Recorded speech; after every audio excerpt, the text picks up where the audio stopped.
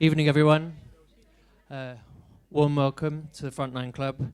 Fantastic panel here for you this evening to discuss some of the many what feel like quite seismic events unfolding around the world as we enter this decade.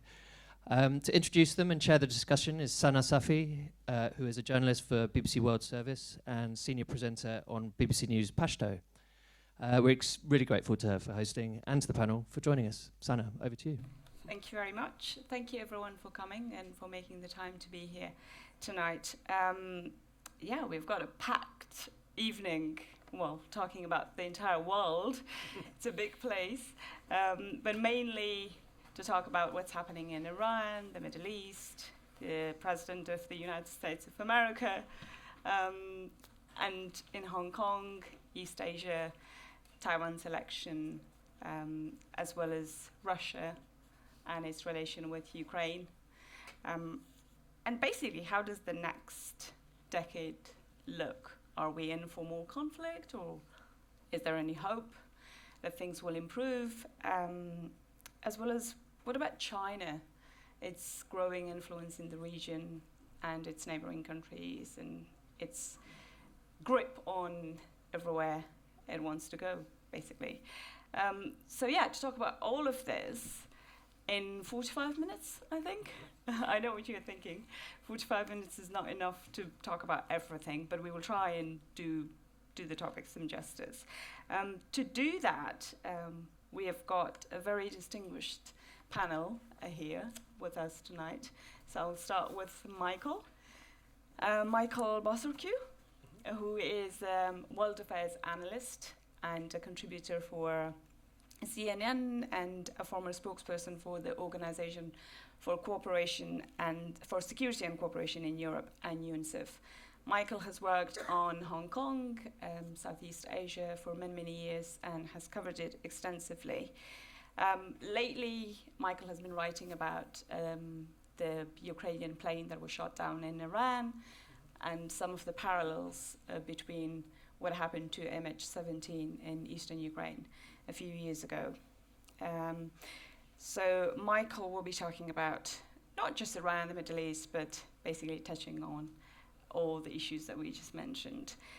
Michael has been a regular contributor on CNN, BBC, and many other world media organizations. Next to Michael is Olga Malchevska. Pronounced it correctly. Great. Olga is a fellow BBC journalist, BBC World and BBC Ukrainian and Russian journalist who covers. Just correction, I'm BBC Russian journalist, but previously I was BBC Ukrainian journalist. Okay. So covering both regions. Both regions, great. So covering Ukrainian and Russian affairs for both Ukrainian and Russian speaking audiences. I'm sure in Ukraine and Russia as well as the diaspora. Like most of us BBC people do. And Olga is the author of The Killing Cues of Ukraine's Special Project from the Frontline in Donbass. Olga has worked a lot in the eastern Ukraine region and on the conflict that has been happening there. And next to Olga is Ian Williams, who is a cybersecurity analyst and a writer. Your new or next novel is coming out soon? Just out. Just out, okay. Congratulations. So Ian was formerly with the Sunday Times, the Channel 4, NBS, and spent about 2 decades in Asia. So Hong Kong, China, Taiwan, everything is Ian's field. And I'm sure we will hear great things that we haven't heard or things that behind the scenes, the knowledge, behind the scene knowledge. So thank you very much, everyone. Thank you for coming. Let's start with Michael, and I'm going to start with Iran. Sorry, before saying that, this event will be live streamed in case anybody's checking their mobile phones and you don't want to put your sensitive passwords or anything, just so you're aware. So we're going to start with Iran and the protests after the plane, the shooting down of the plane. Are we in for the start of an uprising for regime change, to force a regime change? Thank you, and thank you to the Frontline Club for the invitation. Hard to say at the moment, but the irony here is that Ukrainian plane, which was apparently brought down, well, the Iranians admit was brought down by a missile from Russia. That plane came from Ukraine, which you will recall had its own popular rising, which kicked out Yanukovych and brought in a new pro-Western government. So it's interesting that that kind of crash, if you will, that event lit a match that ignited once again popular uprisings in Tehran and other places. I checked today, and those protests are still going on with a very, very violent response from the regime, reportedly live fire, not just tear gas. But I think in what happened, not only the plane crash and the Western scrutiny and the uprisings, the regime was really caught flat-footed here. I think this is one of the rare opportunities where they said, well, there's overwhelming evidence against us in terms of what brought that plane down, so we have to come clean. Very, very rare for that regime. But I think also what perhaps they didn't count on is that it really further upset the Iranian people, especially the middle class, who are suffering, as all Iranians are, from punishing, crushing sanctions. On that plane was kind of a microcosm of Iranian society, PhD students, scientists, doctors, and a lot of them were headed to Canada, I think almost 150. To resume their studies or to go visit relatives or to resume their profession. So I think that added to the anger on the streets that this beautiful kind of group of people, if you will, had their lives suddenly ended. And then, of course, we have to remember that the diaspora, which is huge around the world, is also understandably incensed. And we've seen many protests around the world, but especially in various cities around Canada. I don't want to go over my 3 minutes, but just quickly, another big factor here in the regime coming clean and perhaps feeling painted into a corner is the role of citizen journalism and social media. From almost the moment that plane crashed, video and photographs and other items, documentation started to be uploaded onto social media. I think we will see this more and more around the world. I can tell you that Russia and China were watching what was playing out very carefully. So they know, authoritarian regimes now know, is that they are going to be held more accountable. But as a final thought, China, which Ian will tell us more about, I'm sure, but I don't see any immediate change there because, as you know, they're doing a lot to prevent exactly what happened in Tehran and Iran in terms of this kind of stuff getting out and getting people riled up. Yeah. And speaking of social media, the person who filmed the footage of the plane being shot down was arrested today, and apparently he will be charged with national security related crime. So we don't know what that is. And Olga, how is Russia viewing everything, given that the plane was shot with air-to-surface missile, and Russian-made air-to-surface missile? Well, first of all, thank you very much for your kind invite and for coming here tonight, putting aside your personal things. Well, it's quite interesting that Russian and Ukrainian media had a quite different coverage of this. So if you watch Ukrainian media and read them, you would notice that quite quickly there were talkings about the holes in the fuselage and the versions about that actually the plane was shot down, that it was not just a blast, just like a mistake of the pilot or something like that. Although in Russian media it was quite widely discussed by the federal channels, which we know are controlled by Kremlin's regime heavily. It was heavily discussed that actually it was the problem with the engine. So Russian media was sticking to that version that it was a problem with the engine. And basically it was a kind of, they were kind of supporting the Iran's version about it till the very last moment. And even when Iran actually confirmed that it was their action, that they were actually guilty in shooting it by mistake, but still, Russian media continued to, being cautious with it, and then, what is interesting, they started to blame US in that, like putting the responsibility for that into US. So from that you can see that Ukrainian and Russian both are living in quite different information fields, which makes it absolutely difficult for the people on the ground, to match and to understand what is going on. So I think it's extremely important for us as international journalists and for us as international community to actually pay attention to that and to understand that there is a huge difference in it. Yeah. It's interesting that Russia is sticking to what is coming out of the official Iranian line. They denied it for the first 3 days.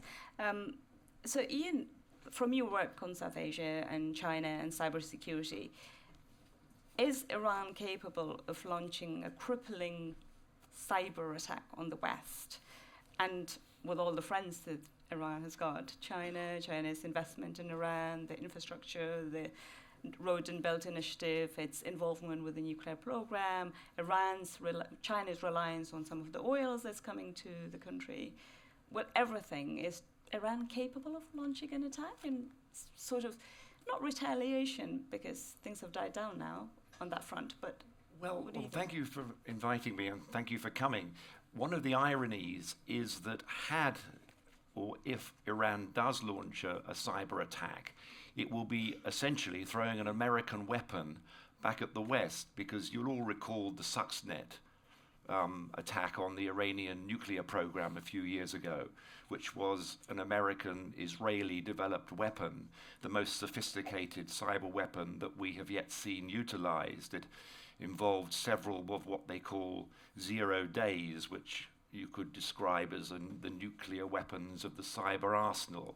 They are vulnerabilities which are so devastating that no one yet knows about them and no one has patched them. And this was a specially developed weapon at great cost.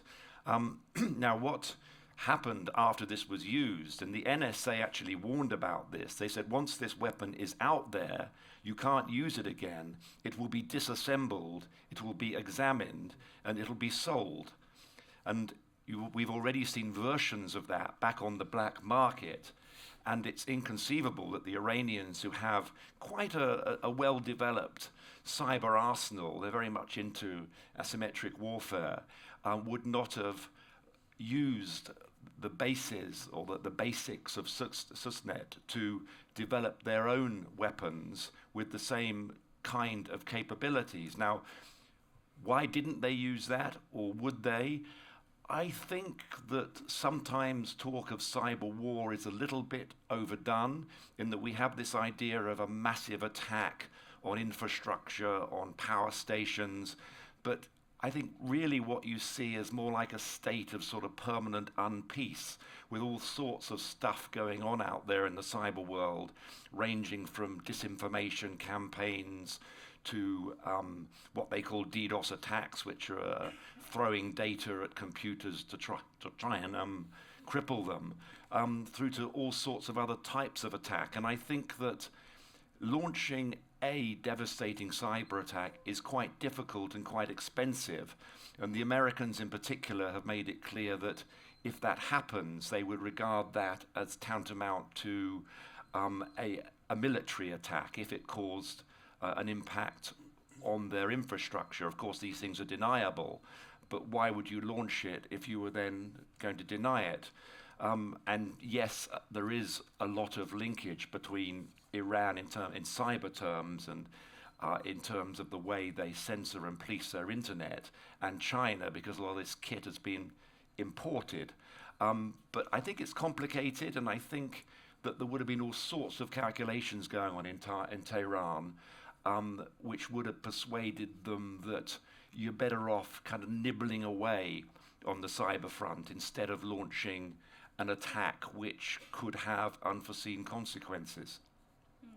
But there was an attack straight after, or right after General Qasem Soleimani was killed by the US, on one of the US governmental websites. There was, which was claimed to have come from Iran. Yeah, but it was pretty small beer. I mean, it was essentially hacking into a website and defacing the homepage, which, is not a particularly difficult or sophisticated thing to do. It'll create a bit of publicity and maybe a bit of annoyance, but it's like a bow and arrow in terms of the cyber arsenal. Yeah.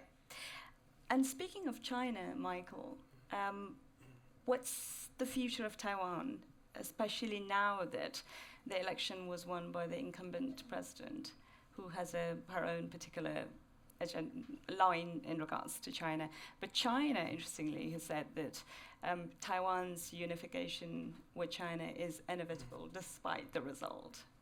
Yeah, it was a fascinating campaign to watch because the incumbent, I believe, was quite behind in the polls a few months ago, but then surged ahead. And I think a lot of that had to do with the Hong Kong protests. Taiwanese obviously were watching the protests very carefully. Taiwan offered support in one way or another. But let me put it to you this way in terms of what to look for in the future.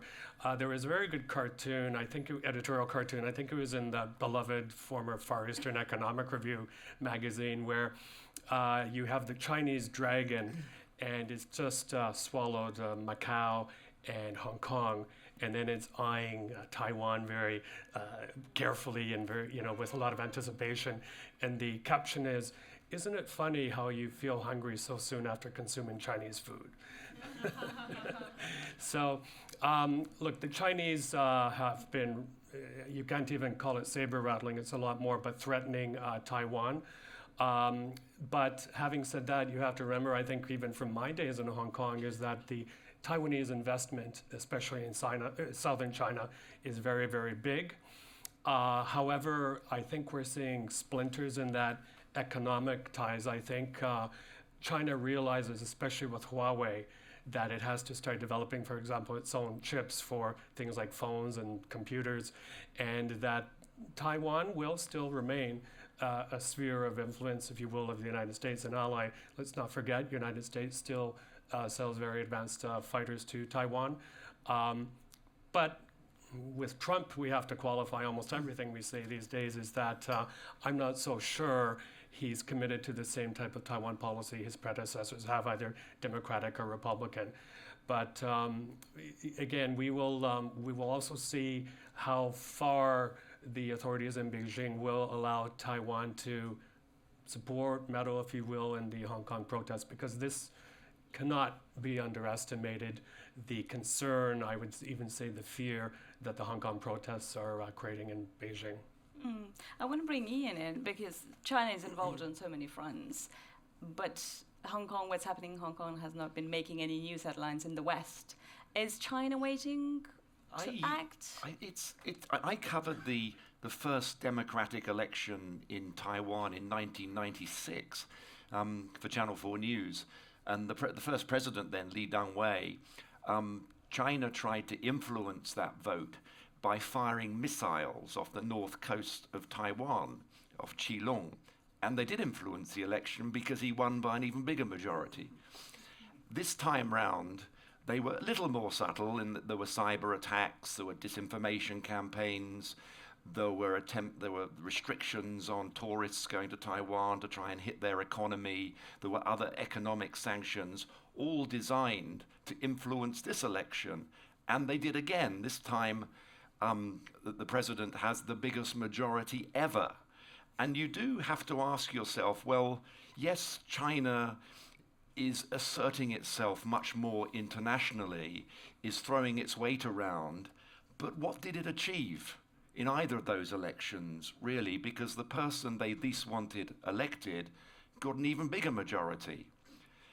In terms of Hong Kong, I think that Beijing has miscalculated. I think they got bad information. That happens when you're a dictator and everybody wants to tell you what you want to hear. I don't think they expected the district elections before Christmas to return such a big pro-democratic majority. Normally those elections don't matter, they're not influential. And I think that Xi Jinping was told that the silent majority would speak, and they did, in favor of the pro-democracy movement. So, but is it miscalculation on the Beijing's front, or is it? It says a lot about the electorate of those countries in Hong Kong as well as in Taiwan. Now, in this election, the rival was a guy who was pro-Beijing, very heavily pro-Beijing. Which one is it? Is it Beijing is not that active or miscalculating things, or is it because the electorate in those countries are very aware? I think the electorates are aware, but I also think there's a degree of miscalculation. I think there's a sense as well that the system that Xi Jinping is building, and you're seeing a move back to a very more totalitarian system in China in terms of the lack of tolerance of dissent. And there is a tendency, there's always been a tendency in China to tell the emperor what he wants to hear. And whether it's the events in Hong Kong, the events in Taiwan, recently the outbreaks of swine flu, the sort of information that was being fed back by Chinese supporters and flunkies was really not very accurate in terms of what was going on the ground, and the quite counterproductive effects of Chinese policy on those particular regions. Yeah. And very quickly, when it comes to the expansion into the South China Sea, as well as the controlling of the shipping lanes and everything else that they've been doing, where are they and how is that going to play out in the next I think they've been very aggressive in terms of the way they've developed the islands, the way that they have asserted themselves militarily in those areas. And I think that you will see more pushback, not only from the West, but also in terms of other regions. I mean, you mentioned the Belt and Road Initiative, which is this massive infrastructure investment, political as much as economic. I would judge it by China across Asia and beyond. And yes, everybody wants a slice of that, but I don't see any great love and affection for China or the Chinese political system. I see love and affection for Chinese money, which comes with no demand for transparency, no checks on corruption, no serious oversight of the finicky type that the World Bank and Western institutions would demand of them. And I see, looking ahead in this year, far more pushback than we've seen. Okay, and Michael? Just a quick footnote. After the district council elections, the amazing results Ian referred to, I think also what was very interesting is China did a bit of a shuffling of the deck chairs, if you will, in Hong Kong, replacing its top representative there with a pretty hardline official, but someone who's, I think, been to Hong Kong once for a trade mission, but comes from one of the internal inside Chinese provinces. The other thing is, in the past few months, we really expected Carrie Lam to be replaced, possibly with a hardliner. That has never happened, but it's got to be said. I mean, she's been absolutely, I think, tone deaf throughout these whole protests, not meeting with the protesters, being really sequestered inside Government House with her advisors. But I think also, as we're seeing around the world, this is also an uprising. Two things really. One is against the high cost of living in Hong Kong. A lot of young people don't feel they have much hope, much room to advance further. And also, I think this is pushed back finally by the younger population towards the Hong Kong elite who have been running the show for so long, especially in the Legislative Council. I want to bring Olga in. If China is tightening its grip on its neighbours and the surrounding areas, is there a comparison to be made with what Russia is doing in some of the ex-USSR republics, starting from Crimea and other things that they are involved in? Well, certainly, if we speak about governments who are quite tough to communicate with, we can bring the Kremlin's government here. And Ian touched the Chinese money issue, and we can definitely find some parallels with the Russian money in the Western world as well, which everybody talks about, that this money corrupting basically Western economies and democracies, but that issue is quite difficult to prove, right? Because how can you find those transactions? How can you trace the cash? So it is a kind of, everybody knows that it goes on and it puts the democracies under threat, but it's difficult to prove. And according to the more war actions, okay, well, we see the Crimea, right? It was annexed in 2014 by Russia. Russia denied it till the very last moment, so everybody knows probably the stories about the Green Man, so-called, So like green polite man, they were called in Russian media as well, and there were lots of memes in Ukrainian media about that. And then when it was not possible not to accept that it was an annexation, only after that, actually, Kremlin's regime did it. Then we see the conflict in Donbass, right? Probably you guys think that it is over, but I must disappoint you, it is not. So what we saw when I went to the Ukrainian front line in summer, in spring. So it was like last spring. And everybody from my friends here thought that actually nothing goes on there, and people were so surprised when we screened our special projects from there, showing that actually people are dying there, and not only dying in like on mines, not only, sorry, something happens with my microphone, but also they die in queues trying to cross the front line from like the areas which are controlled by the Russian-backed fighters. I know this structure is very difficult, Russian-backed fighters, but I have to say it because it is still difficult to prove who are those people, but lots of evidences there are which related to that they are Russian-backed. And so people are trying to get from that regions to the Ukrainian control side. So basically what we see in all of those situations, people who are trapped are the civilians, right? So people who suffer from all of that actions. So some people can say, okay, I don't want to be involved in politics, it's really far away from me.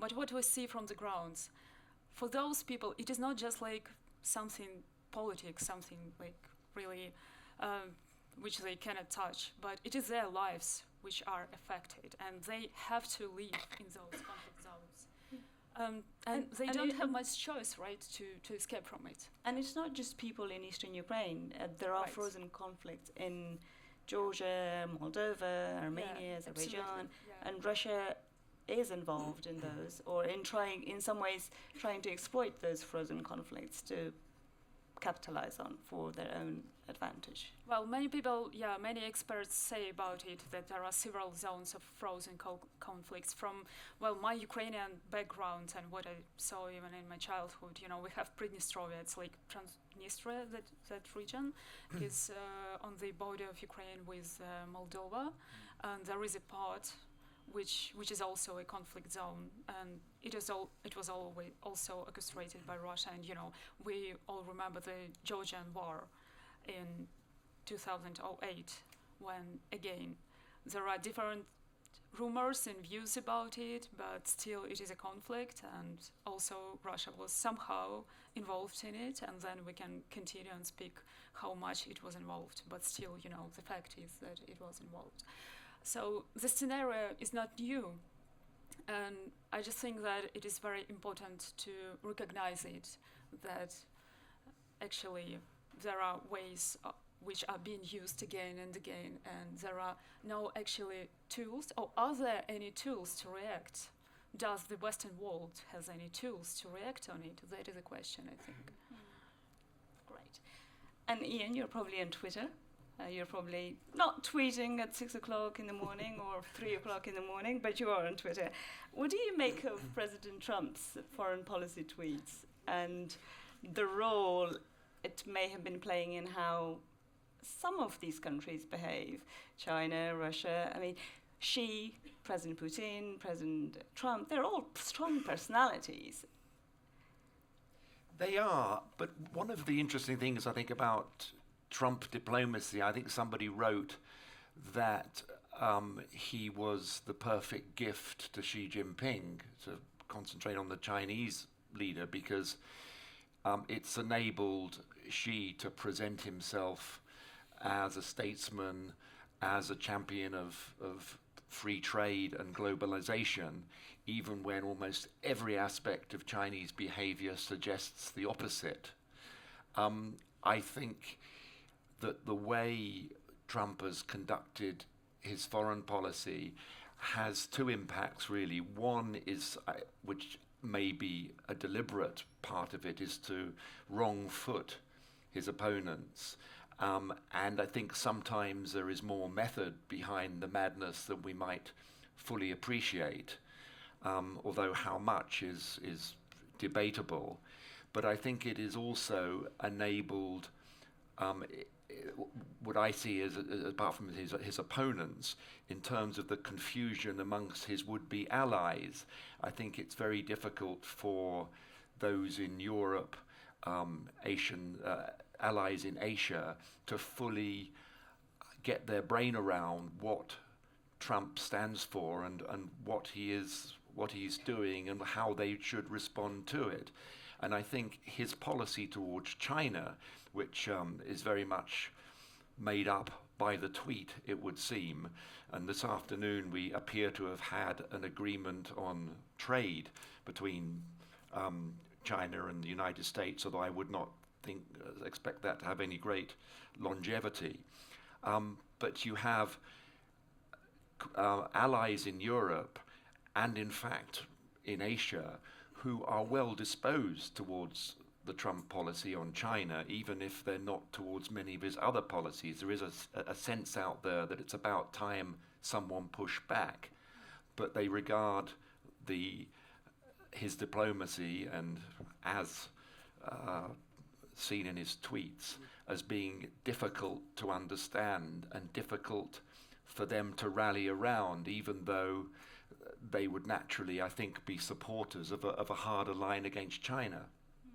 Do you think it's possible for others to be taking clues from President Trump's foreign policy tweets? Maybe. I mean, you remember there was a whole academic discipline of Kremlinology in its day, when everybody wanted to read the tea leaves about what precisely was going on within the Kremlin. And now you've almost got Twitterology. You've got people trying to read all sorts of things into the characters that Trump is putting out there on Twitter. And speaking of President Trump, Ukraine has been in the news because of the impeachment process, because of everything that has been happening in the US. How do ordinary Ukrainians see themselves, Olga? Do they feel they're caught between Russia and the US in some ways? Well, I think most of ordinary Ukrainians are waiting for the day when Ukraine will be in the headlines with good news. Because all the time it's like either crisis or war or, Chernobyl or president stories. Well, but yeah, speaking seriously, it does disturb Ukrainian society from what I see, from experts speaking, people talking to me. But most of Ukrainians are pretty much preoccupied with the war, to be honest, and they really want it to be over, and they want it to be over on the good conditions for Ukraine, because Ukraine lost thousands of its citizens, and it's really, really very painful, and almost every Ukrainian family is involved. I mean, either somebody died, or somebody was wounded, or somebody has friends who died or who were wounded, so it's really much more tragic. So most of people do not think, to be honest, about Trump.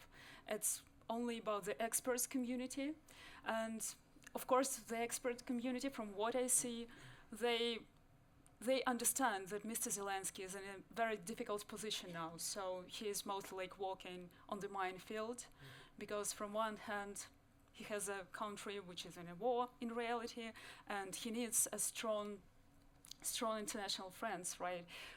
And US proved to be the strong Ukrainian friends before, so he must rely on them somehow. But from the other hand, there is a scandal, and also what should he do? And also he doesn't have much of political experience, which everybody knows. Well, I don't know, it's just like an irony that I was working on the same TV channel where Mr. Zelensky used to run his show, and now I have an honor to speak about yes, about him as Mr. President, who I respect as Mr. President of Ukraine, of course. But I mean, everybody understands that he is in a very difficult position, because ruling the country is pretty much not the same as ruling the TV show, and how has he done so far? And from a Ukrainian perspective, local Ukrainians, what do they think? Has he done enough to deliver in that sense, or how are they rating him? Well, to avoid speculation on that topic, which are quite easy to make, right? Especially I in would relation say- to Russia and the US. Yes. So there are different views in Ukrainian society about that. So among those people who supported him, they do believe that he will make it. From those people who criticized him and were supporting the previous president of Ukraine, Mr. Poroshenko, they criticize Mr. Zelensky. But also, from what I see generally in the society, people hope that actually he will have the good experts around him and his quite smart personality to listen to the experts and to use their expertise in the fields which he doesn't have expertise in. And yes, and also actually what analysts say that it is not that bad that some people expected it to be. So actually he listens to the experts, and I don't know, we only have to hope for the best, I hope. I like the natural thread between all of these issues, which takes me to our next point, which is the UN. What is the role of the UN in all of this, in all of the conflicts, everything that has been happening? Sure. If I can just say And can they do anything? one footnote, and then I'll move on to Sure. that. I just wanted to remind everyone that I'm a Canadian national, and we still have 2 Canadians being held by China at the moment. It's been well over a year, and the thing that prompted that was an extradition request from the United States to Canada to seize the CFO of Huawei, Meng Wanzhou, whose father is very, very close to the Chinese regime. And we've been caught between a rock and a hard place. Speaking of Trump, he's used this as a negotiating chip in his negotiations with the Chinese. So it's given Prime Minister Justin Trudeau a very, very big headache indeed. In terms of the UN, I mean, of course, it plays multiple roles, and leading off of something Olga said is that UNICEF has played a very, very important role, as well as OCHA and other UN agencies, the ICRC in eastern Ukraine. And it was actually UNICEF that described the front line in Ukraine as one of the most landmine contaminated places on the planet. And that's what's accounted for so many deaths as well, especially children, because they do cross the line, and these mines are very close to to schoolyards. And it isn't only the pro-Russian fighters, but I have to say also the Ukrainians, when I was with the OSCE, we documented this, that have been using cluster bombs, which when they explode, they put little, the little tiny explosives that look like toys. Children pick these up, and with devastating consequences. A lot of UN agencies, of course, their main role is providing humanitarian aid, basically keeping people alive in a lot of different conflict zones around the world. A lot of their staff are really unsung heroes, especially national staff who don't go to another country to escape the violence, or don't get really R&R. They're in it for the long haul.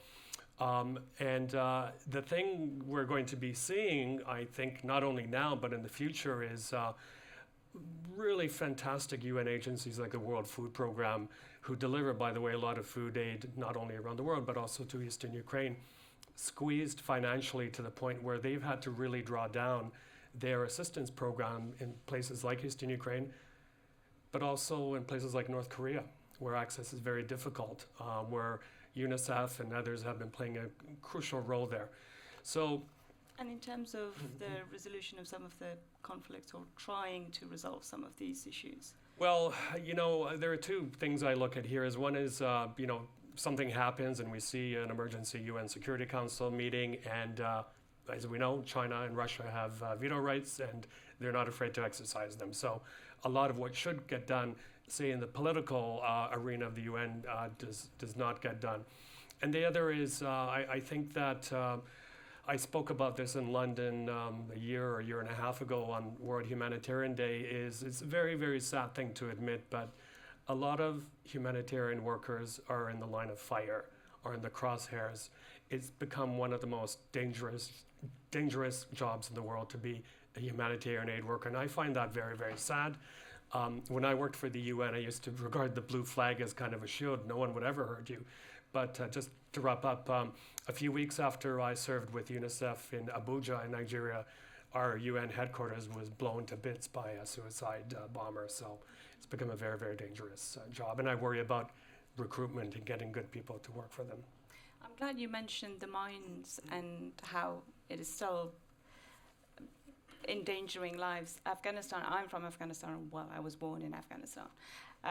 It marked 40 years since the Russian invasion or the Soviet invasion of Afghanistan this year. And Afghans are still losing their lives due to some of the mines that were clusters, basically, across the country. And there are still people dying as a result, 40 years on. So I can imagine what the situation would be like in eastern Ukraine. Sure, yeah.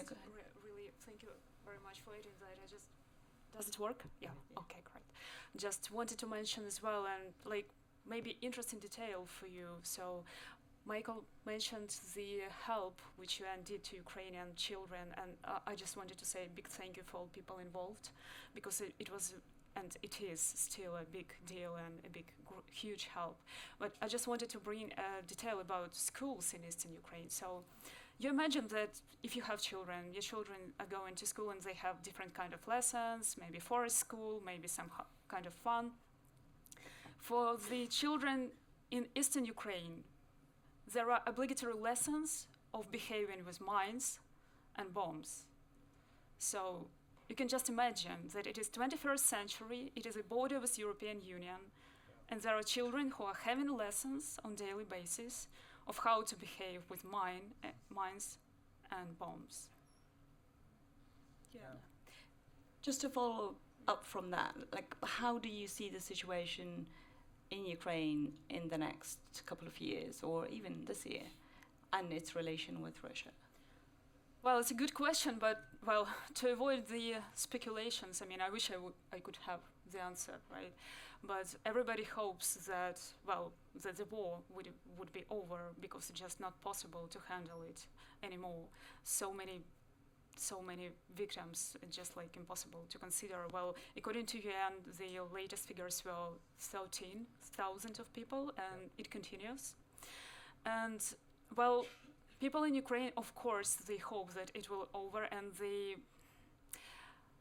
they think that maybe the current president will be able to finish it, because Putin mentioned before that he would not work with Mr. Poroshenko, and so there is a hope discussed that maybe Zelensky would be able to do it. But still, it is a huge debate even in Ukrainian society, because some people do not believe it is possible, to be honest, because there are risks brought by experts who mention that would he have enough strength as a personality and as a president to actually end the war on the with benefits, or at least with no more risks for Ukrainian territorial integrity, because that Donbass now is a very difficult territory. So there is a conflict going. There are people who are heavily being manipulated by the Kremlin's controlled media, which say that Ukrainians are fascists, they're killing people, and for those people who live in Donbass, which is controlled by the pro-Russian fighters, there are no alternatives to have another point of view at all. So they don't have access to Western media. They don't have access to Ukrainian media. They are blocked in that region. And so you can imagine how difficult it is for them to be integral into the international information field. So you're saying that despite the fact that Zelensky has been very vocal about having good relations with Russia and President Putin, the country as a whole is sort of concerned that he may not have the personality or the gravitas to deal with. Right, but what the choice is now, right? So everybody understands that, well, okay, the situation is like that, so everybody just have to work together and try to do it to make it happen. Great. And Ian, is the West going to be a victim of China's technological advancement and the third world held hostage by China's economic loans and helps. It's interesting Not actually quite helps, but to pick up the point that Michael was making about Huawei, which seems to have become a big flashpoint. It's a lot of the concentration is what is Huawei. Is it how do you classify these apparently private Chinese companies and these champions of Chinese technology? My take would be that in China there is no such thing as a private company in any meaningful sense of that. They're not very transparent. Their shareholders, their source of funding tends to be extremely murky, whatever it says, whatever they claim to be in terms of ownership-wise. I think, but in a sense, none of that really matters, because what matters is their behavior going forward. It's not really even about the technology and whether GCHQ or whoever can certify that a particular system doesn't have backdoors or the means to surveil.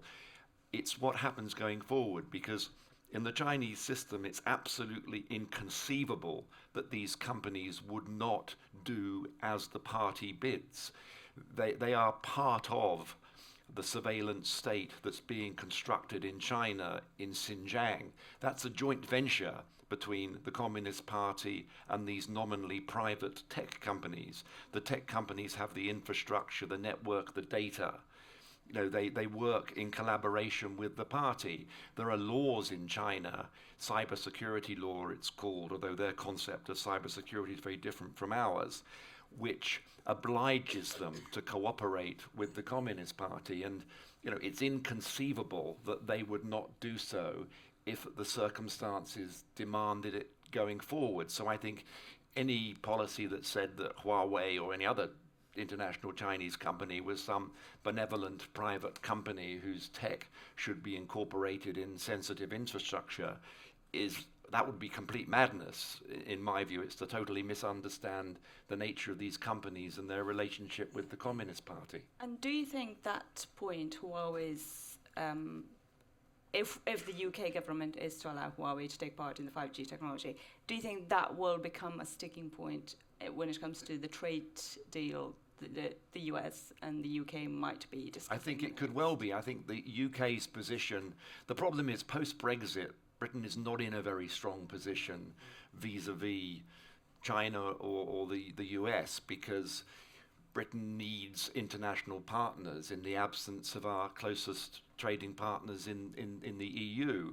And if it looks like this government is going to distance itself more from the EU in economic and trade terms, they've got to make friends somewhere. And that will require compromises, whether it's with the US or whether it's with China. And right now, we're sort of stuck in the middle between them both in this tug of war over Huawei technology. How is that different from China's involvement in some of the nuclear plants in this country? The Chinese involvement in the nuclear plant at the moment is economic. It's not yet Chinese technology that's here. Cynics would say that if we do buy Chinese technology, it's a Westinghouse anyway, because that's who they stole it from. In one of the more I sound glib, but that was one of the more celebrated cyber espionage cases from a decade or so back, when all the Westinghouse blueprints were spirited to Beijing. So there's no technology as such. It's just finance in the current arrangement. But that will be a big step should Chinese technology be incorporated. I mean, it's a difficult one because it's cheap. It's technically reasonably reliable, although GCHQ did say there were issues with it. But 5G is a different beast. You know, it may look like just a different number in the top of your cell phone, but 5G is much, much more powerful and much more all-encompassing, especially as everything becomes connected. And there's this notion that, you know, we won't let them in on the core, but they can work on the periphery. The nature of 5G is there isn't really a periphery. It's all it's all a fairly powerful beast, and it's very difficult to make that distinction. But in terms of price, I mean, it's pretty cheap. That's why they are where they are in terms of selling to less developed countries in Africa and Asia. I was going to come to that very quickly. What do you make of China's loans to lower and middle income countries? Are those countries going to be rethinking their strategy towards China? I think they're already rethinking it. I think you're seeing a lot of because a lot of those loans are going bad. There is a bit of a debt trap. You're already seeing ports and other facilities being grabbed as collateral where loans cannot be repaid. I mean, it's worth reminding ourselves about one Chinese gift to the developing world was constructing the headquarters of the African Union of African States in Addis Ababa, which was later revealed to be littered with bugs. I mean, it was, and Huawei was the lead contractor on that. Yeah. You know, it's not something. It seems to have been sort of forgotten, but. And that brings us to Michael, and that is our last question for the panel. Then we will open it to the floor. What do you think of the next decade? Are we in for surprises, full of unrest, or is there hope? What a question. Well, I used to joke that I'd always sleep with one eye open. Now I sleep with both eyes open because it's so worrisome what's happening around the world. But if I can just focus on two main things and short an answer as I can.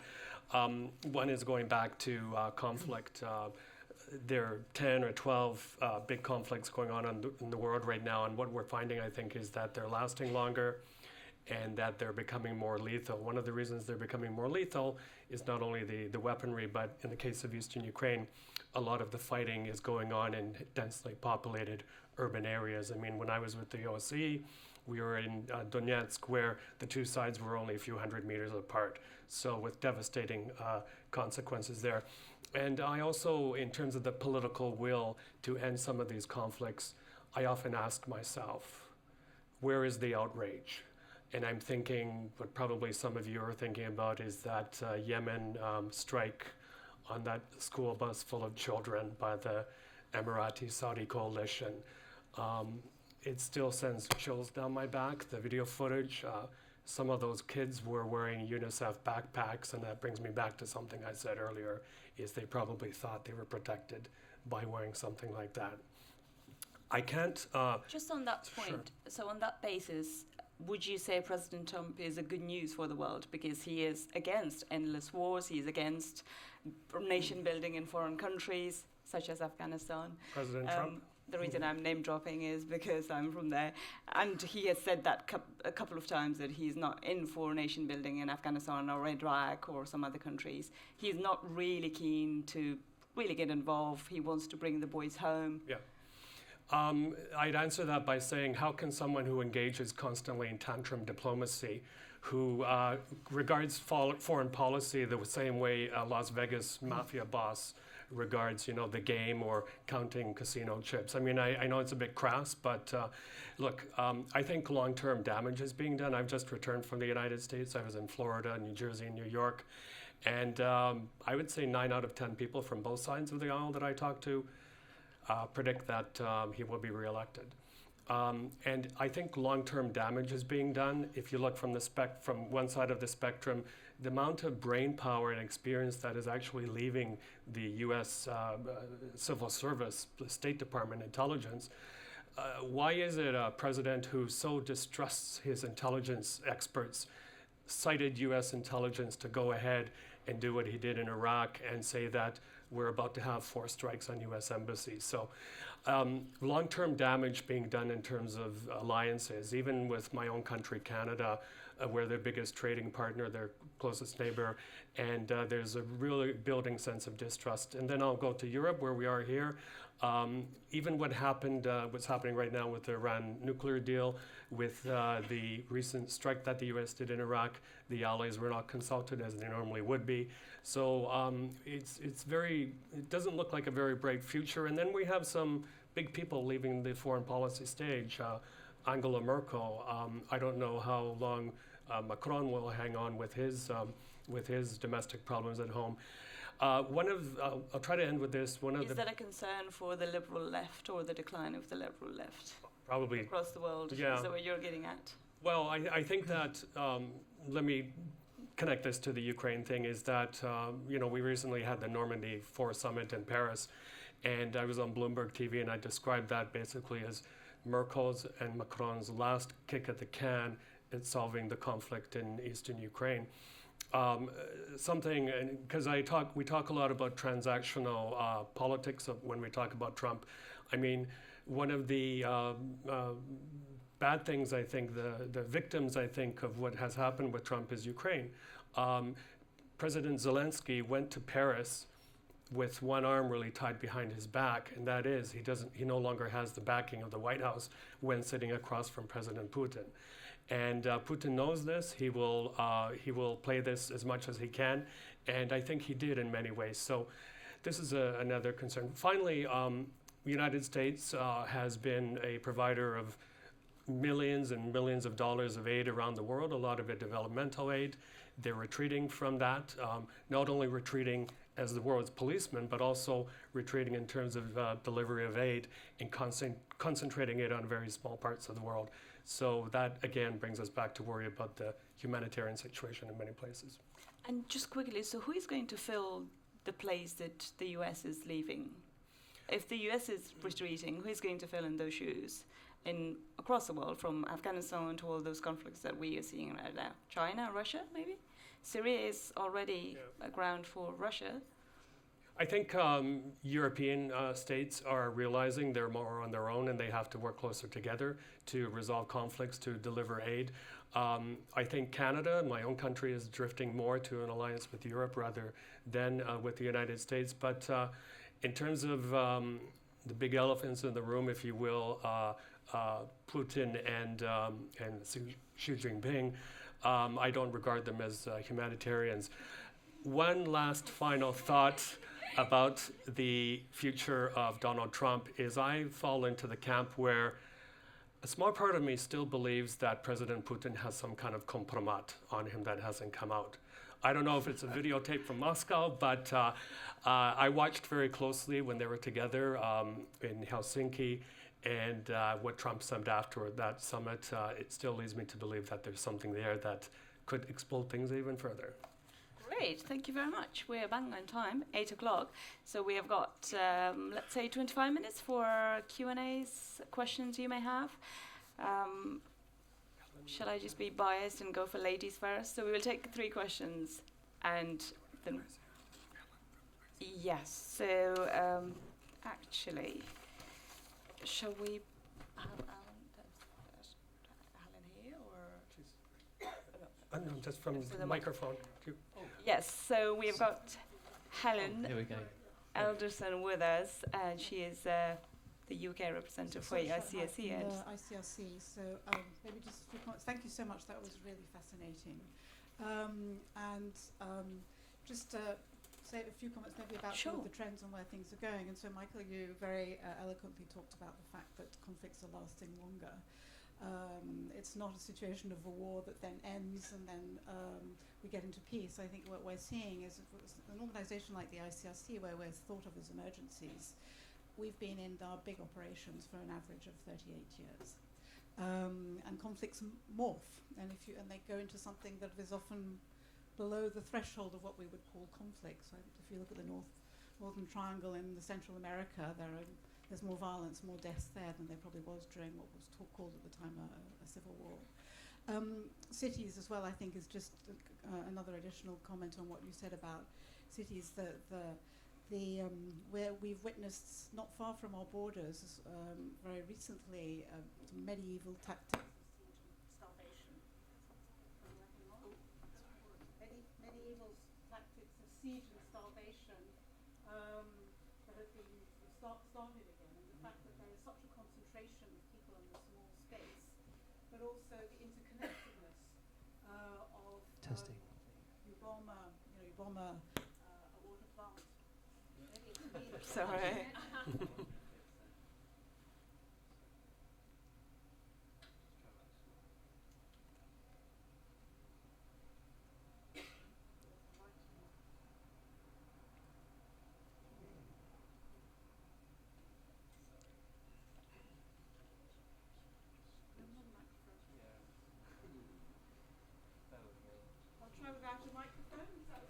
Sure. Yeah. So yeah, just the interconnectedness, bombing a water plant or bombing an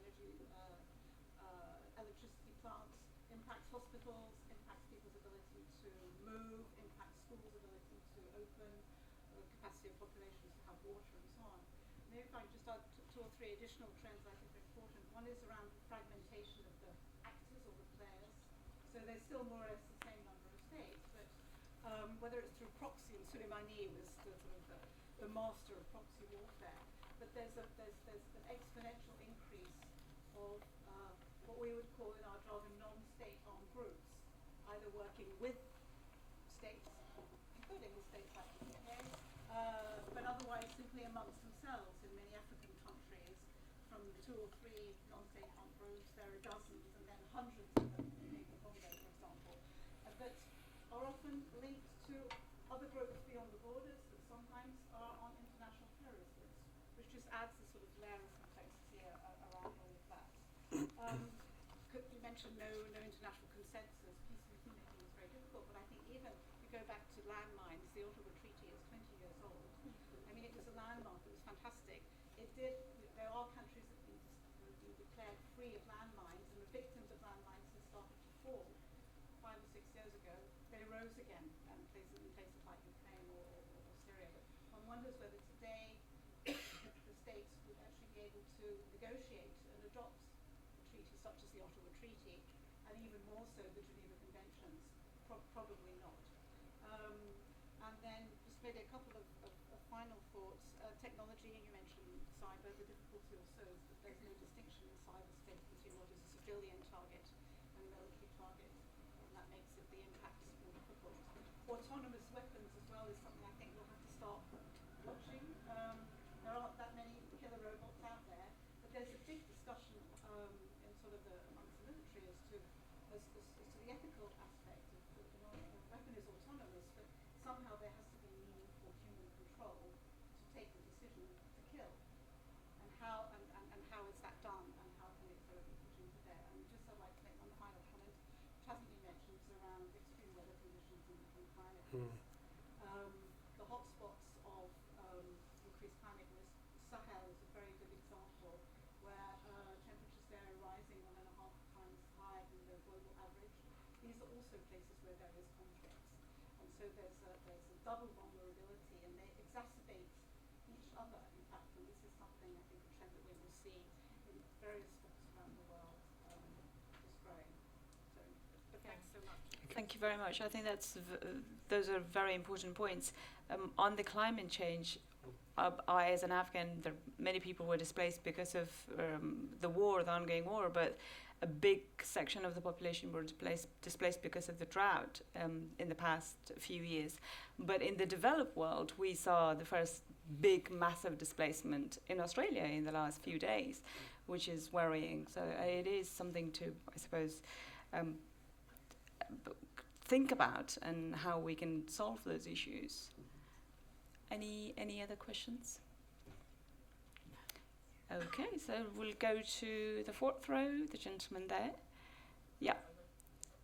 I don't know whether we have a mic or not, but do we have a mic? No? Maybe we can repeat Yes, the question. we do. I wanted to just ask whether the panel has an opinion about Turkish land grab, or rather sea grab, which could create another conflict. Yeah. Yeah. Great, thank you. Anyone else? Right at the back. Shall we go to the lady at the back? Yeah, the second from. Yeah, you go. I just wanted to ask, are we being a little bit too hopeful, focusing on events like the Hong Kong demonstrations and the demonstrations in Tehran following the bombing down of the airplanes? Because essentially, these pockets of rebellion are actually coming up against countries that are willing to use force. So is it not just wishful thinking, saying, oh, it's wonderful, the Hong Kong government has thrown up a very strong message to China. But what is that message if you are confronted with regimes that are really very willing to use force? And as we're saying, even the conflict in Ukraine, as you mentioned, it's a matter of who is the stronger one.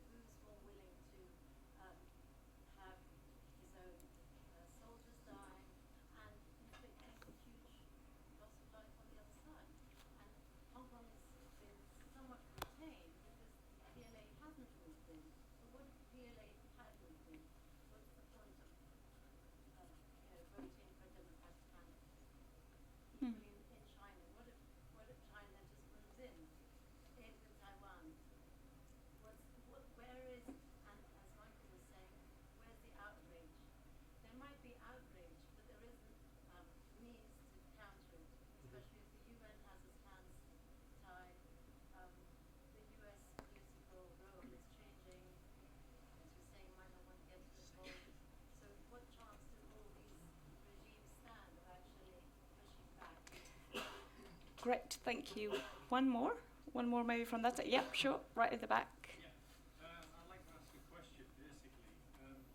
How do people feel about the flexing of the muscle of the Chinese in the South China Sea with regards to building mischief reefs, seeing that it's their territorial waters, which, when in fact it really isn't, it's not the Philippines and anything else. What is the state of play with regards to saying to China, sorry, but no, even though it's being deemed illegal by the UN, what's the next step? Okay, and who wants to go first? I could do Sure. a couple of quick Okay. ones. So, very, very good question about these uprisings and the brutal force response by authoritarian regimes. I'm also thinking of Venezuela as well in the list you mentioned. But, let's look at what happened in Ukraine. You had a very pro-Russian president there who was very willing to use force. He had a small, well, not a small, but a very heavily armed force called the Berkut, and they shot 100 plus protesters. But people were fed up with the corruption. They were fed up with what Yanukovych did. He basically tore up that agreement, EU association agreement between Ukraine and the EU. And then he had to flee. Having said that, in the recent prisoner swap, I believe it was, that again, a very, very smart looking 2 steps ahead, Putin negotiated for some of these Berkut officers who were on the way of being charged to be released by Ukraine and sent back to Russian-held territory to Russia. So these are the kind of things that happen. Quickly with the Hong Kong demonstrations, it's very interesting because I had thought very few weeks after the protests first started that China would give in in the sense and send the PLA forces who are amassing in Shenzhen in very big numbers and send them in. But they did something very smart, They basically deputized that role to the Hong Kong police force, who used to be called, the best in Asia. And they were allowed to use lethal force, unprecedented amount of violence and tear gas. I was in Hong Kong a few weeks ago, and I couldn't recognize the Hong Kong police force anymore. It was so brutal. It's really sad to see. So that the other, I think, factor in the PLA not being sent in is, don't forget that Hong Kong is a prime business center. It has suffered very, very much in terms of incoming investment and tourism. But yet the boys in Beijing, if you will, still have very strong economic ties to Hong Kong. For a lot of them, it's basically their piggy bank. It's their window to the West to move funds. So that's why I think they're calibrating things very carefully. I think, even putting a filter onto internet traffic in and out of Hong Kong, which of course they wouldn't hesitate to do elsewhere, has a consequence for businesses and finance in Hong Kong. So what they can do, their options are somewhat limited, but as you point out, where's it going? There seems to be no sign of any give, any sort of political compromise. It's just a stalemate. The Hong Kong government, in effect, doesn't exist anymore. They're taking instructions from the shadow government across the border in Shenzhen. And I think the wider point, before I come to Olga, is you see Hong Kong, the protests, you see China, the treatment of Muslims, and Burma or Myanmar, all these conflicts.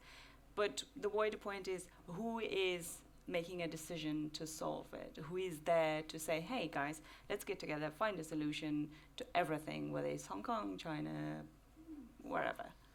Well, I think the sad thing is there is nobody playing that role in, for instance, to take the Hong Kong example. It's phenomenal to me that you've got a protest which is driven primarily by young people, who most of whom were not born when the British were ruling Hong Kong, but they are well educated, they're savvy, they look at what's going on in Xinjiang, they look at the surveillance state that's being constructed in China. To me, one of the most iconic images of the last year, where all these umbrellas seemed to be gathered around the base of what looked like a lamppost. And then you saw the sparks flying. And what they were doing was cutting down the lamppost because it was a smart lamppost, of which they'd installed a lot of them across Hong Kong. And although the government said, oh, these aren't surveillance tools, nobody took them at their word, and they assumed that they had facial recognition or other abilities. And it's incredible what today's generation of Hong Kong protesters have learned from the 2014 umbrella uprising, which fizzled out and which was very heavily surveilled, very heavily attacked by cyber weapons. And it's much cleverer. They call it the water movement now, by the way it flows and ebbs and all the techniques they're using to thwart surveillance. But all that said, we come back to your point that kind of where's it going? Because there is no sign of a way through or a way out of it. Yeah. But then again, there's no sign of it actually fizzling out at the moment. So Olga first, and then we'll go to some of the points that was raised. Thank you. And gentleman just mentioned Ukraine, and Michael mentioned Ukraine, and Ian mentioned young people protesting in Hong Kong, right? Young, educated people. And that relates a lot to what happened on Ukrainian Maidan, Euromaidan. Because, well, I was there, I can say that it was not orchestrated. There were students who just didn't agree because, you know, educated people expected Yanukovych, who was Ukrainian president at that time, to sign the agreement of association with European Union, which Ukraine had aspirations for because, well, in Ukrainian imagination, European Union is a well-developed democratic country with high established values. So that is how Ukrainians see EU, and that is what they hoped for, because they thought that on their way to EU, the country will go through all the necessary transformations which will change the country. So, what's the point to protest? I must say Ukrainians would not go to protest because it's not fun. And we have even a joke in Ukraine that, you know, all the protests in Ukraine, somehow all our revolutions are happening in winter. Surprise. And I must say that Ukrainian winter is not UK winter, so it's actually quite cold. So it can go to -20. And if you're going to protest in Kiev that time, which happens in Maidan, you have to stand there on the street in -20 sometimes, which you can imagine is not enjoyable. So if people go for that, you can imagine that actually there is no other choice, which means that they either have to agree with what's going on, either have to do something. And if they realize that the diplomacy doesn't work, the government doesn't hear them, the only possibility to say, actually, and to be heard is to go on the streets. And it is not what they want to do, but it is something that they felt they have to do. And especially in Kiev, many people have traveled around the world, and, you know, they could compare how people live abroad in European countries, in US. And, well, they just faced that, okay, what can we do? We can just go to the street and we can say about it. So it began just as a really peaceful protest. So people have no other choice. That's why they have to go on the street. Yes, but they could never imagine that there could be any violence. So nobody expected violence in Kiev. And it was just a shock then when the government decided to use actually riot police to make violence to the protesters. And the point about Turkey and I suppose the Turkey's decision to go to Libya and get involved in there, as well as I understand that was what the point of the question was there. So how is that going to play out in 2020 and the years ahead? Well, Turkey is, of course, a Black Sea country, and but there's a cozying up going on right now with Russia. But here is yet another, I have to be careful what I said, perhaps because I go to Turkey quite often on my way to Ukraine, but here's another example of authoritarian regime using whatever means it can, a strong man, if you will, Erdogan, using whatever means he can to stay into power. You know, in the past year or so, we had the Istanbul elections where one of his opponents won very decisively, and yet there are machinations behind the scenes to lessen the power of this newly popularly elected leader. So I'm not so sure where Turkey will fall on the world stage. I'm, buying, for example, Russian weaponry is something that wasn't well accepted in NATO. It is a NATO state. So a lot of shifting there.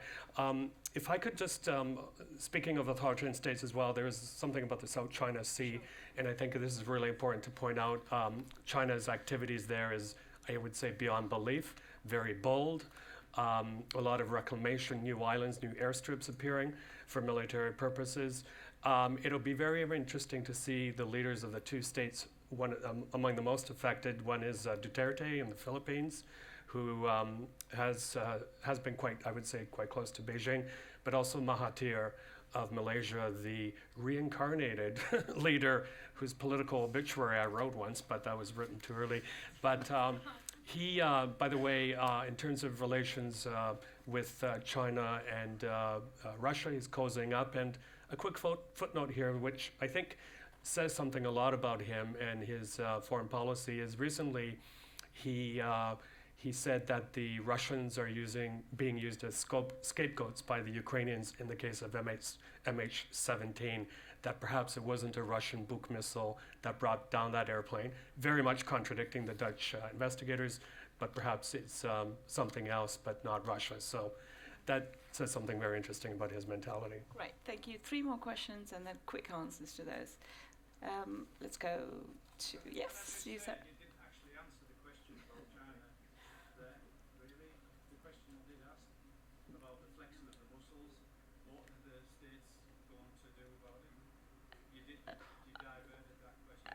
The South China Sea in particular, the expansion to South China Sea, which was just mentioned. He didn't actually answer the question. Okay, so what are world leaders going to do about that? Okay, let's take 3 questions and then bear that in mind both of you. No, that's true. Yes, sir. Hi, good evening. Thanks for your interesting talk. My question is with regards to the Iran tensions and how you see it playing out to other actors in the region, particularly with regards to Saudi Arabia and Israel. Seems to be quiet. Thank you. The lady at the back. Thank you very much. Sorry. Just, it was touched upon the impact of climate change on conflict. I think looking a decade ahead, surely that's something that's really going to be absolutely key. Do you think in China, for example, do you think that there could be civil unrest related to climate change? For example, air pollution in the key cities of Beijing and Shanghai. Maybe could that be something that could actually cause the status quo to change in terms of within the nation? Yeah, great, thank you. One more? Right at the back. Michael, you mentioned briefly that there's currently 2 Canadian nationals still being held in China, and the impact that Canadian relationship with China has on the potential for them to be released. I was wondering, in light of recent incidents in Iran, what you think Chancellor Rapid have being released? Shall I take one more from this side? I wasn't looking. Did anyone have a question here? No? Okay. Has anyone got one more? Okay, so let's go for the lady at the back. A very quick question. You touched on the UN, and I just wanted to ask about the role of sanctions, because we've seen the UN under huge funding issues, big cuts. We're seeing China and Russia and the Middle East putting a lot of money into backdoor diplomacy to buy seats in the UN, and yet we're seeing the use of sanctions, like the Majinsky sanctions coming in, to be very targeted, really in combat to that. So just to ask, where do you think we go next with the use of penalties in that way? Okay. So let's start with what are the leaders of the world going to do about China's expansion into territorial waters in South China Sea? Shall I take that up? I mean, the honest answer is I don't think they can do much now at this point because it's a fait accompli. What China's done is clearly illegal as well as aggressive. But I think the ability of the countries down there to, at this point, to push back against that specifically is quite limited. And the willpower of the West and the States in particular, apart from doing symbolic freedom of navigation trips through those waters, is limited. But where I think it will be, it is having an impact and will have in the future, is it's just one more factor of China's increasing belligerence overseas, which is playing into a far broader pushback internationally. So I think that specifically it's quite limited. It's, you know, what China has done, it's done, and I can't see how at this point that can be undone. But it plays into this more general pushback against China we're now seeing internationally, and it's one factor that's important in underlining that. And do you want to take the climate change and China's civil unrest, potential civil unrest? Yeah, I mean, I think it's a very good point, because the environment is an area where, certainly before Xi Jinping emerged, was allowed a certain degree of elbow room, of debate, whereas a lot of other aspects, particularly in the heyday of Chinese social media, were off limits. The environment was allowed to be discussed, and there was a lot of pressure on the Chinese government, who initially denied there was any air pollution. You know, it was fog. It was a foreign conspiracy because there was an air quality monitor on top of the US embassy. It was a rumor, but it was, you know, anything but smog. Eventually, under pressure, they recognized there was smog, and in fact have done quite a lot to try and tackle it. Now, going forward, it's a serious problem, but equally there's a problem of water shortages that could loom in China, because they have a very inadequate supply of water. There's a lot of ground pollution. There are a lot of serious issues.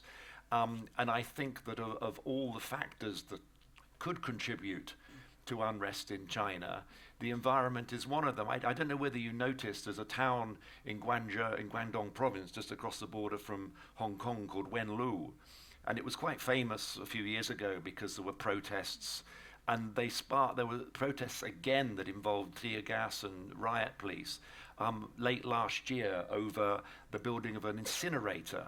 You know, these things are very emotive. And what was interesting was some of the chants that were used by the protesters were straight out of the Hong Kong protests.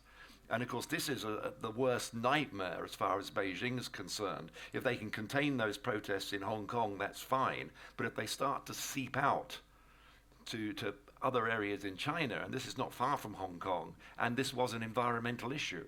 And it's worth mentioning that it's not just China. The other emerging superpower, India, is facing a similar scenario. Right, water shortages, yeah. And the smog is a big deal, especially in Delhi. Yeah. So I suppose that is something to be, which will make headlines. Olga? I just wanted to mention the experience with USSR. If you remember Chernobyl disaster, which was when power plant basically blew up, and there was a huge, and still there is a huge contamination of environment. But in that time, in the time of Soviet Union, the blast of Chernobyl's plants, actually it is still being considered by many experts as the key point after which the Soviet Union regime actually lost its power in the society. So nothing worked that strong as the such catastrophe. Yeah, in fact, many would argue it was the key factor for the disintegration of the Soviet Union. Because people just lost the belief in the power of that regime and in the fairness of that regime. So it was something that really changed crucially, and Soviet Union collapsed. So yeah. So you've got 1 minute, and Nazanin's case as well as the UN sanctions. I don't know if you can do that in 1 minute. Good luck. But okay. Well, there was one about Iran, and because I've been commenting a lot on it, let me answer it this way, please, in terms of whether it might force some kind of change or humanitarian efforts or release of people. Is that right now with the downing of that airplane, Iran, I believe, has a golden opportunity to show its good side, if there is a good side at all, to allow investigators and to allow for a thorough and transparent investigation. But really importantly, the next big steps, there's a meeting tomorrow, by the way, of the grieving nations' foreign ministers, is to agree on repatriation of bodies, but also compensation. But the main thing is going to be allowing access to investigators, and then it could create some kind of goodwill, I think, in the international community for further progress there. I'm sorry, I have to say something about climate change, because this affects, I think, everything we talked about. We always look at triggers, what forces or what motivates people to move. Oftentimes it's joblessness or hopelessness, but when you have no food and water, you're going to move and find it. So a lot of the countries we're talking about, in the Middle East, for example, 50% more or less have populations of 30 or under. They're all looking for hope and jobs. One last thing, when we talk about climate change or hopelessness, we often talk about the developing world, but I just came from Miami and Florida, and even there, climate change is already beginning to affect property values with daylight flooding. And also one interesting thing there is that the big trigger point there in terms of the real estate market collapsing will be in places like Fort Lauderdale, when you have these canals with sailboats with very tall masts owned by millionaires. The moment, because of rising water, those masts can no longer travel under the bridges and into the Atlantic Ocean, that's when the big collapse will happen. Thank you very much. Thank you, everyone. That's it. Yeah, that's all we've got time for. Thank you so much for all the questions and for coming here. Thank you. Great.